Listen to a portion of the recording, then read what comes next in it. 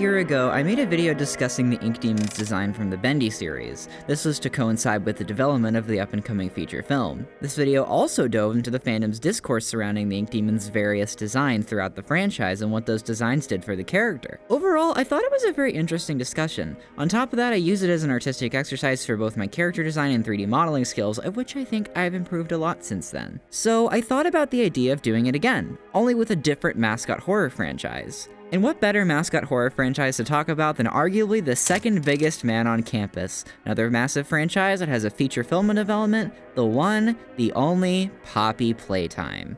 The Poppy Playtime film was announced all the way back in April of 2022, where Mob announced that they would be partnering with Studio 71 to produce it. And... Okay, so it's been roughly 4 years since the announcement of the Poppy Playtime movie, and we still know almost nothing about it. We were informed that the film switched production companies to be partnering with Legendary Entertainment in May of 2024. But outside of some soft assurances of pre-production moving forwards, we know nothing about the Poppy Playtime movie. Not a release date, director, the conceptualization process, no summary or synopsis of the film, optimal casting choices, nothing. It's all crickets from Mob. Reminds me a lot of another mascot horror franchise that announced its feature film adaptation far too early, only for it to get stuck in production hell for nearly 10 years. What was I even talking about? Oh yeah! So I don't have anything to make my video about. Fuck.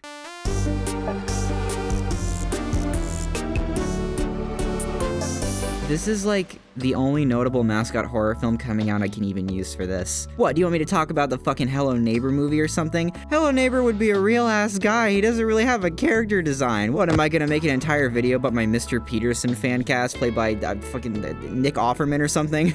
If only there was something notable that came out recently that I could use as a jumping point of discussion for this video. Oh yeah, Chapter 5 came out, didn't it? Poppy Playtime has been a pretty big point of discussion the last couple of months with the release of Chapter 5, garnering a lot of controversy for its mixed reception. Some fans really loved it, citing it as the best chapter so far.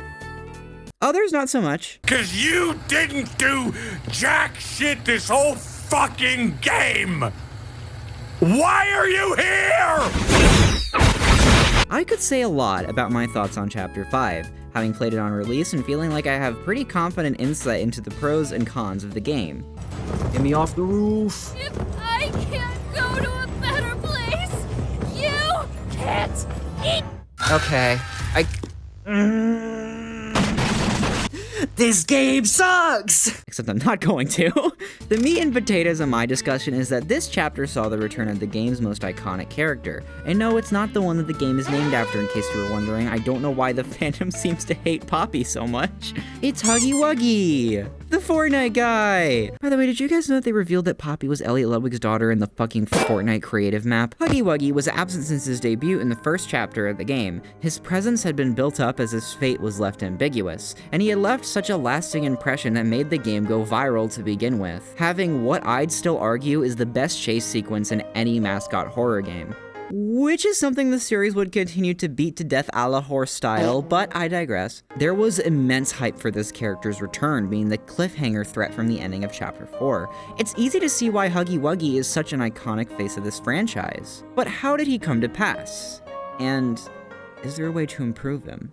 To dive into Huggy's background, we first have to turn to the toy that this monster form is based off of. In-universe, Huggy Wuggy was created in the year 1984, having been conceptualized by Playtime co-founder Elliot Ludwig as a toy that would hug you forever. Huggy Wuggy is also cited as Playtime Co.'s most popular and best-selling toy thus far. He'd be so popular that only a year later he'd spawn an effeminate counterpart being Pissy Missy, the mini to his Nikki. The only notable differences being her pink color and her large eyelashes. There's also a set of multicolored Huggy Wuggies, though unlike Kissy, these seem to be just varieties of Huggy offered in different colors as opposed to completely separate characters. All this information becomes indicative when you find it in the front entrance of Playtime Co.'s lobby, housing a massive Huggy Wuggy fixture right above it, showing the toy's design in its gigantic glory. Huggy's design comprises a lanky, furry blue creature, with a curved trapezoid for a head. His face shows his large puppy eyes and a big bright cherry red smile. His limbs tend to flail around a lot from being very long and wiggly, showing their immense neglect of proper anatomy. Huggy isn't really aligned to a specific creature, rather being something more akin to a monster you'd find on Sesame Street, Elmo, Cookie Monster, Grover, etc. A more abstract yet still anthropomorphic creature. His hands and feet being bright yellow and having Velcro patches on them, presumably for the hugging function of the toy, to hug a child without the need to physically support the limbs. This is only further showcased by the physical releases of real-world Huggy Wuggy and Kissy Missy dolls. Lastly, he's faceted with a thin baby blue bow on his chest. After getting a good look at him during Chapter 1, you quickly learn that this is not a simple statue, and is in fact the Huggy Wuggy bigger body. This is the element that turns him from a simple toy to the game's opening antagonist. The Bigger Bodies initiative is the apex that creates the events of the game. Having been started in the 1990s, the goal of the project was to save Playtime Co. from its rapid downfall into bankruptcy, and replace the human workforce with supersized living toys. This was spearheaded by Dr. Harley Sawyer, whose design you're likely familiar with. As opposed to creating these bodies with machinery, he would lead the charge to mass organic experimentation on living beings, to biomechanically re-engineer and mentally condition these test subjects to become gigantic living toys. This required a sense of human agency and cognition simply not present in a mere animal, though that's not much better ethically. This initiative had sourced research conducted by the founder of the company, the aforementioned Elliot Ludwig. He had done this research in an attempt to save his daughter's life, Poppy Ludwig, who would later become the game's titular character, Poppy Playtime. To do so, he would start experiments on life forms, developing the substance known as the Poppy Gel. And lastly, before using it on his daughter, he would test this substance on a life form he sourced himself from the facility's orphanage. Oliver. And that's how the prototype was born. Wowie, it's a boy. So yes, the entire game started because someone was too selfish to simply not throw away the life of and experiment on unethically sourced children. Because nothing says mascot horror like systemic manipulation that results in the mutilation of innocent children. It's genuinely insane the intricate operation the facility had undergone in order to source all this stuff by shielding the identities and whereabouts of the children it experimented on with an orphanage. These people are fucking evil. But to get back to the funny blue guy, the identity of Huggy Wuggy is that of a real child that was meticulously prodded at until they became this. Do as you will with that information. The bigger body for Huggy doesn't hold really any notable differences from his toy counterpart, outside of the organic material and/or flesh that is underneath all of that blue fur, as well as his mangled set of teeth underneath that smile, which you can see form from a VHS tape in Chapter 5. Aww, he's teething. In Chapter 5, we learn a lot about Huggy's story in particular. Despite being the premier example of the Bigger Bodies initiative, resulting in him becoming the factory's security at the front entrance, Huggy had a lot of anger issues, often becoming rageful and hostile. That resulted in the creation of the bigger body of Kissy Missy, being created solely to calm him down. Really beating the allegations of pushing the whole women are accessories to men thing. Thanks, Playtime Co.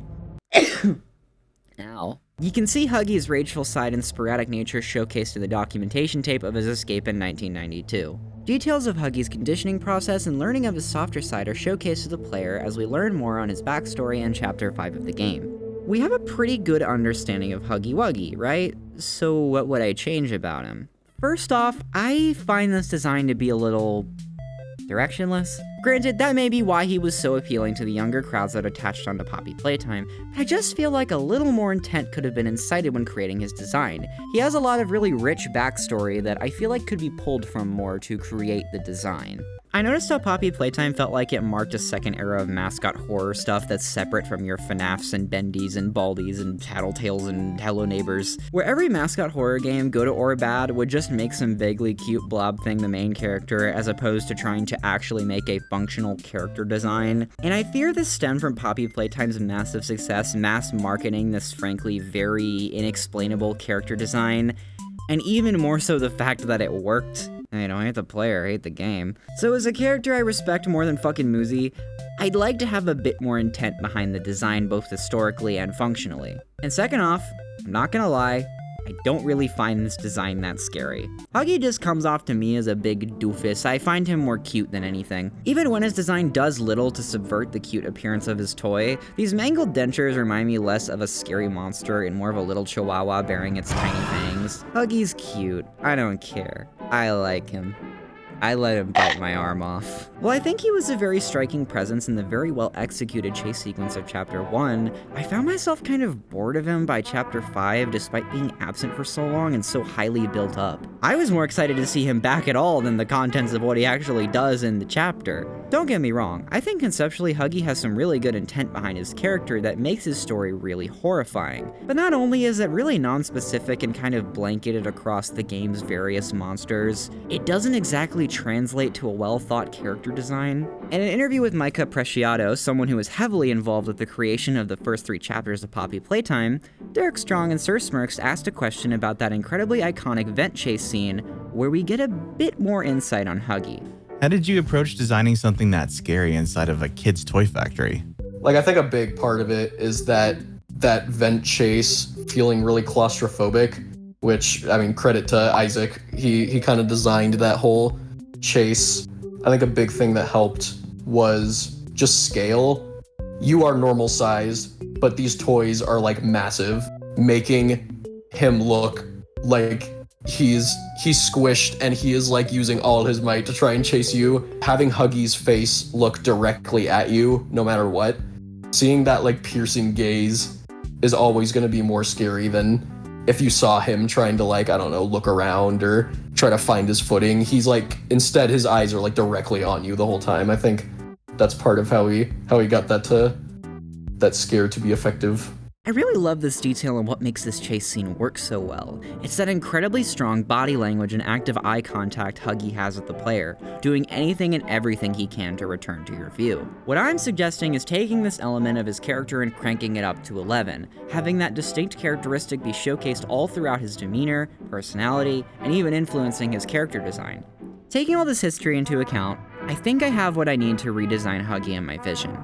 I would like to reiterate something that I may not have emphasized as much in my last video, that I don't make these videos to shit on the creatives behind the work, rather to analyze what went into creating these icons and give my personal take on what I change. It's a wonderfully fun art exercise that I'd love to do more when the time comes. And maybe I have a project in very early stages that expands upon that, but it's a little too early to say too much. If I said too much, I might have said too much. So without further ado, here's my redesign for Huggy Wuggy.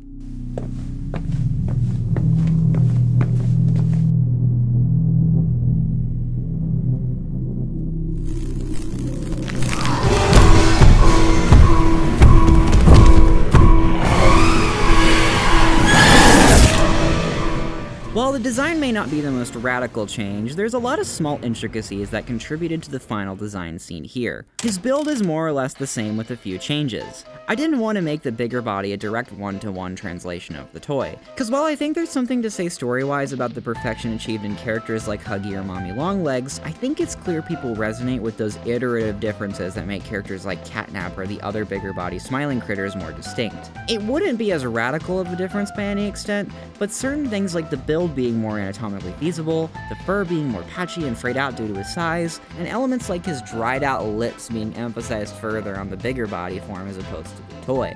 The toy design in general has a lot of features changed. I decided to take some inspiration from the real-world toy Huggy takes inspiration from, a Sour Patch Kid?